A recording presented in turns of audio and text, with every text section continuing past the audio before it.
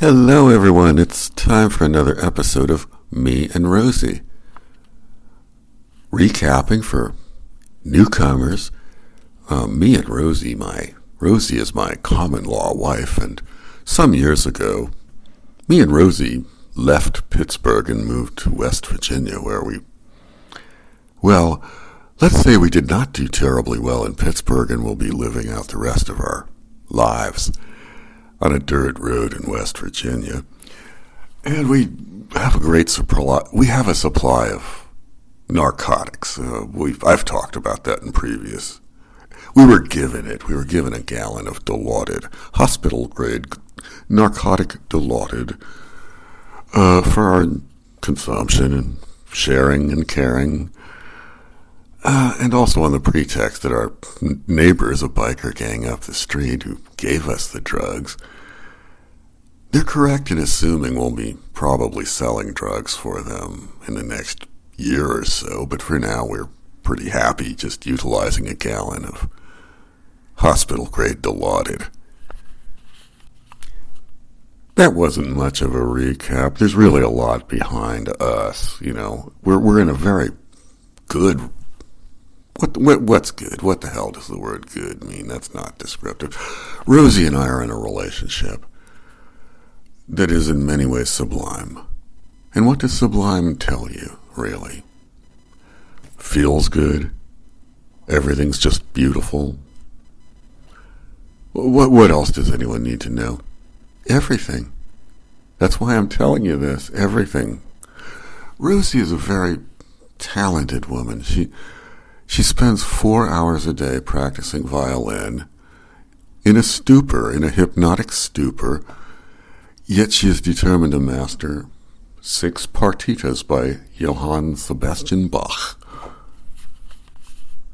It's in her genes to work at whatever goal she adopts. And it was the violin. She has religious faith in the violin. She believes that by mastering the violin, she will be a better person than persons who suck on the violin. How is that illogical? I mean, do people go to the symphony to hear stupid people fuck music up? Or No, they attend the symphony to hear really good violin players, and Rosie is not stupid to spend 4 stuporous, drugged-out hours playing her violin. I mean, I'm a secular humanist by nature, and I'm absolutely supportive of everything my wife Rosie does. I'm committed to being a really good common-law husband here. And she's having a beautiful relationship with her lover, Doris Spuke. Doris, our long-term house guest, also enjoys using narcotic drugs, and we have a lot of it. Doris has a talent for writing checks and sending them to social causes worldwide. She's able to do it while stuporous on large amounts of narcotics that we are currently supplying our guest, Doris. We love Doris. Doris and Rosie are in a beautiful love affair. It means so much to me that people are at liberty to live and love. I mean, she's my wife, but, she's been happier since she's been fucking Doris Spuke all the time, like when she's not playing violin or, shooting up. She and Doris are making love in the other room, and I'm just happy for the two of them. I feel better knowing they're making out in the other room. There's 3 rooms in our shack. We were going to talk about the process of evolution and what a load of shit that is. Evolution. I don't believe it. If you believe it, if you're an evolutionist, fine. I have nothing against you. I'm a little angry with James Watson. He's pushing age 100. James Watson, he lives up the street from us now, currently. Well, he will be. We just got word. He was one half of the scientific research team of Watson and Crick. Watson passed away years ago.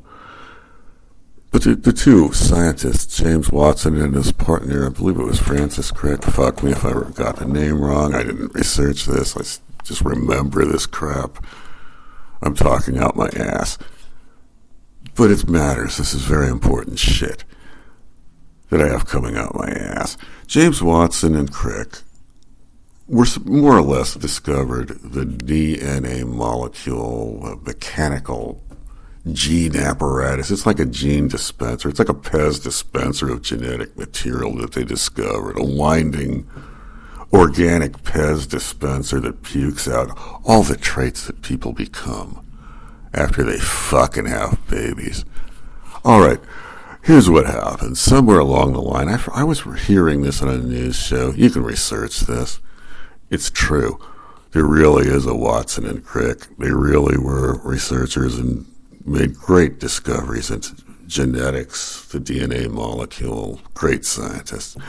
That asshole, James Watson, made some stupid remarks about an unnamed interest group. He violated DEI protocol by identifying a minority group. He said a certain minority group was difficult to work with, and he was critical in some ways of diversity, equity, and inclusion.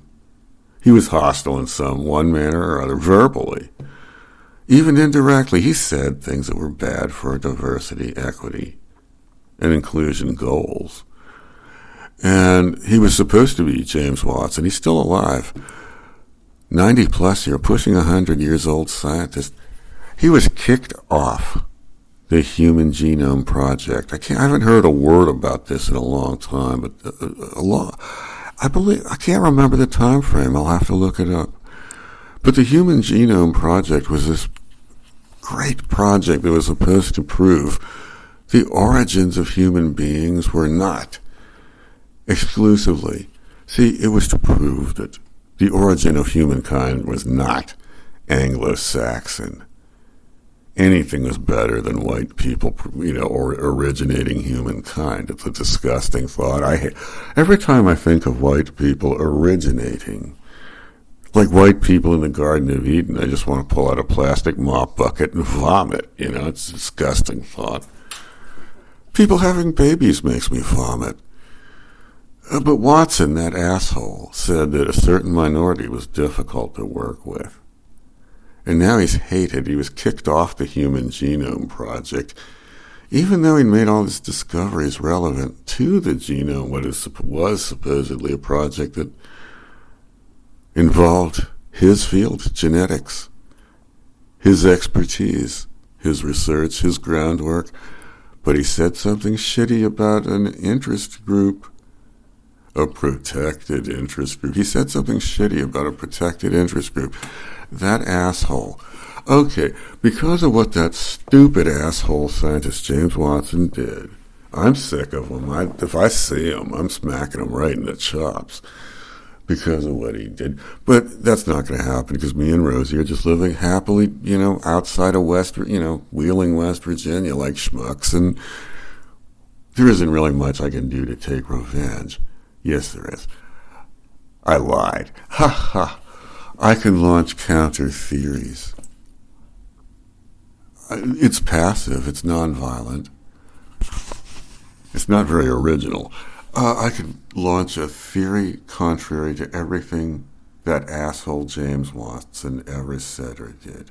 There's no such thing as genetics. I deny the existence of the DNA molecule. Right now, I'm saying it. This is me. Horse's fucking mouth. There's no such thing as DNA. Okay, everybody knows people fuck, right? People fuck and suck. People have sex. Women, last I heard, get pregnant. Men too. Men and women alike get pregnant during sex. They have babies, supposedly. It's bullshit. It's this hysterical delusion people have. They fuck. I like to fuck. I like pussy, and I like to fuck. I hate babies. Babies are ugly. People suffer under this delusion, this ridiculous delusion that babies are physically attractive. They're ugly. There's too many fucking people in the world. I'm an anti-natalist, no joke. I believe people should stop having babies and let the fucking dirty, filthy, fucked up earth cool itself off for 20 fucking years before another stupid asshole decides to have babies. My theory is that the birthing, from the very beginning, it was a delusion. Perceptions of Earth and the galaxies are a delusion. I have no idea what dogs and cats perceive, but there are shelves of books full of bullshit people think up, and it's all garbage. People originate by spontaneous generation. They just appear. Bing. Like one day, I didn't exist, and another, snap. There's this person named me, whatever my fucking, I'm not saying it, whatever my fucking name is, bing. Rosy, my wife, bing. She just came into existence, snap. For no goddamned reason, and so did everybody else. There's no reason for any asshole to believe they're better than they are, or they just appeared like motherfucking flies. Who the fuck cares where a fly originated? Like when there's garbage all over the place and you just get flies all over the place, all over the garbage. What difference does it make where they came from? Who cares if the flies had a mother or a father? They just fucking appeared, so did I. I just fucking appeared. The Spukes. Doris. We love Doris Spuke, our permanent house guest. She just appeared like flies, around a garbage can. People are shit. There's no such thing as birth. There's no such thing as death. People simply appear. By magic. All right? It's fucking magic. People just magically appear. I just appeared by magic. Rosie appeared by magic. Everybody just did. James Watson by magic. Similarly, he showed up. Every once in a while after every morning, me, Rosie, and our guest, Doris, we're addicted to drugs. First thing we do in the morning is have toast, and we mainline hard narcotics together. Rosie goes off to practice her violin. I don't know what Doris does while she listens. She listens to Rosie as she practices violin, and then they make mad, passionate love. That's perfect. I'm glad for the both of them. I get laid a little bit. I get some pussy here and there. I'll talk about that in another. There's another episode where I'll talk. They let me fuck once in a while. We've reached this spiritual plane where we talk. The three of us just talk. Like I'll say, Doris, I could really use some pussy. And Doris will say, maybe later, and I'll go, okay. And sometimes we fuck later in the day, and sometimes we don't. As if you needed to know that. Anyway, James Watson of the famous research team, Watson and Crick, he's by spontaneous generation, one of those people who just visits me. I want to talk to the guy. So right after I shoot up, I'm going to be having a long talk with James Watson about what that poor man has been going through. I mean, he's an asshole. I don't like him. I'm going to give him a piece of my mind because of what he said about that interest group that he said was hard to get along with or hard to work with. Complete bullshit. He's a lying asshole. He's an incompetent. The research, that's what I was going to talk about. James Watson, he's still alive. Of Watson and Crick, he made that stupid thing. He shot his fucking stupid ass mouth off. His name is shit. Everything he did, the research he did about DNA molecules, it's bullshit. See, once a person says a thing like what he said, all the work that person did all his life becomes instant shit. It could be donated. I mean, you could just simply credit another person with the work of James Watson because of what that asshole said about an interest group. But however that goes down, he's an asshole. He's going to be visiting here. He's going to drop by the cabin as soon as I finish shooting up. So anyway, Rosie's in the other room practicing her violin. Doris is listening, enjoying that beautiful sound of Rosie and her hypnotic stupor as she practices the partitas by J.S. Bach. I'm going to have another shot of dilaudid and pretty soon James Watson, scientist. We'll be dropping over, but that's next week. Thanks for listening.